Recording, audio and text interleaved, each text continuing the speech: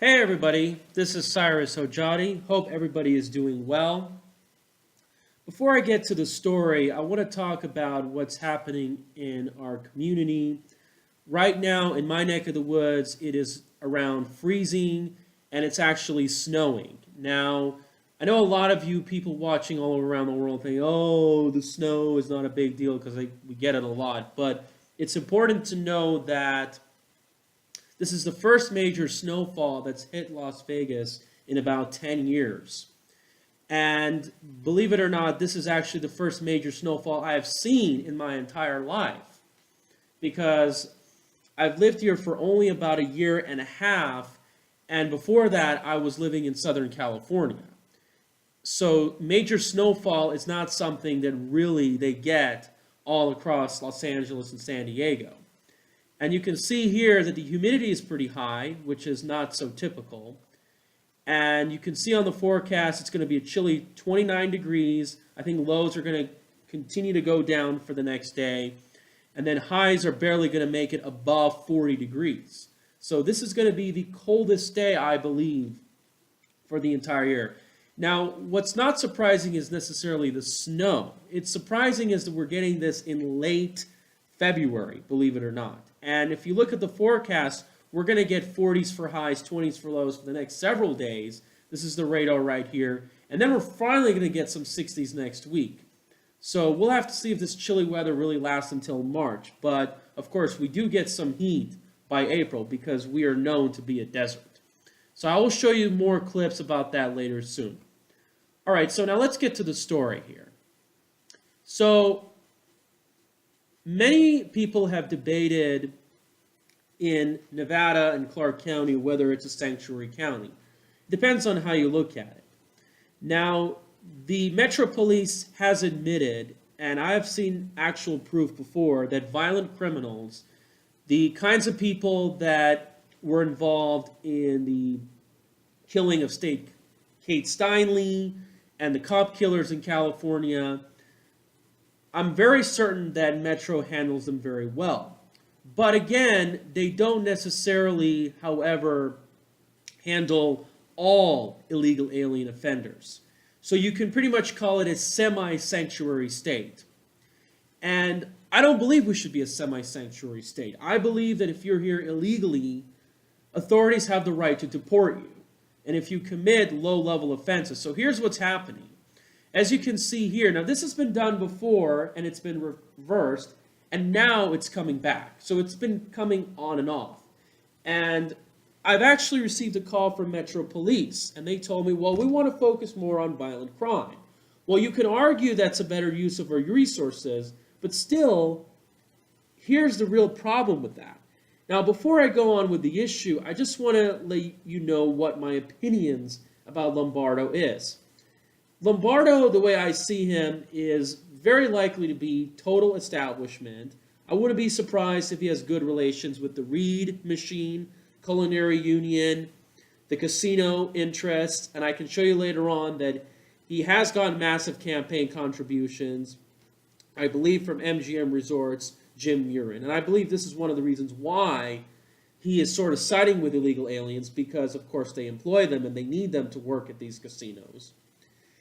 And so, why is this really a problem? Well, I believe it's because of the fact that if an illegal alien has a warrant for traffic citation, then this encourages them not to pay the warrant or encourages them to do more reckless driving and encourages more and more of them to put our community so much at risk that we could have a lot of serious problems, such as accidents and potentially lots of deaths. And this probably could explain one of the reasons why our car insurance rates are above the national average. See, it's very difficult for people like me to find insurance rates that are below $100 a month. Because one of the reasons it has to do with that is because we have a problem with this massive immigration and their reckless driving policies. Now, of course, it's been reported that illegal aliens are doing driving jobs. They could be doing taxi cabs, they could be doing truck deliveries, a lot of different things. And if they drive recklessly, and if they're not being turned over through low-level misdemeanors, then this means that, believe it or not, that we could have more unsafe incidents in the road. And I'm not sure if this really covers DUI, but this to me is totally unacceptable. And before I begin to show you the video what I just saw earlier today, one of the reasons why I think this is happening, now Metro Police said that our decision had very little to do with the protest. I don't know, but I want to show you some protests that happened about a couple of weeks ago, an organization that I countered. So this you can see here is Make the Road Nevada. And see, this is the thing. N287G, take the ICE out of police. Well, guess what? What makes you think that you can come into our country, do what you want, which I believe a lot of these people are illegal aliens or whatever. I think I should be out there rounding them up, deporting them. And what makes you think that you can just come over, do whatever you want, take jobs that I believe almost all Americans can do, lower our wages, overcrowd our welfare programs, public schools, not to mention send a lot of your earnings abroad, not speak English, not assimilate? Who do you guys think you are? And what's disturbing about all this is, look who is to the right.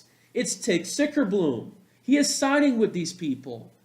We are spending his taxpayer dollars, a guy who admitted that he's a socialist, so he can represent non-citizens. To me, this is taxation without representation.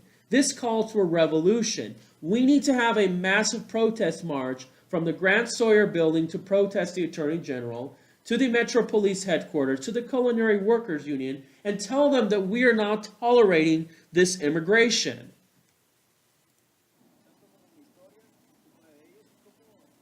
Oh, please, speak English for God's sakes. And by the way, not every person who's illegally here speaks Spanish. So you don't represent everybody who is so-called undocumented. And by the way, I want to show you this right here. You can see here, this organization, Make the Road Nevada, believe it or not, they're paid agitators. This is what they do. Shouldn't these people actually be working? They're not. They're being paid, most likely by the Soros and Steyer machine, to pump this kind of garbage. And let me just go back to my Facebook page, because you see here, I went to Tick Sickerbloom's office. He didn't give me a call back. So let me show you what I just did, believe it or not. He had a town hall meeting, and they usually do it in private events. This is the protest I did over the gun issue. And then let's go up all the way up. And then I confronted Tick Sickerbloom. And then he called me a foreigner. Then he called me an illegal alien because I talk differently. Oh my gosh. But let's go back to the article, as you can see here. Does Lombardo's policy change put that money at risk and violates Trump executive order? That is a good question, because the Supreme Court, I wouldn't be surprised, shortly, they're going to decide that sanctuary cities is unconstitutional. Immigration policy can only be done at the federal level. And speaking of state level, this is one of the reasons why I believe the most effective way to do this is that we should, believe it or not, propose a ballot proposition for 2020 that mandates E-Verify, that provides benefits to companies who hire more and more U.S. citizens for their employment base. And I also want a large tax among foreign remittances, because that's going to solve the heart of the problem. We don't need to police our communities to get to the root of the issue. So you can see here, has directed the jail not to turn over illegal aliens charged with low-level misdemeanors. And Metro receives money on the Federal Department of Justice program. Well, we'll see if that money is going to be cut.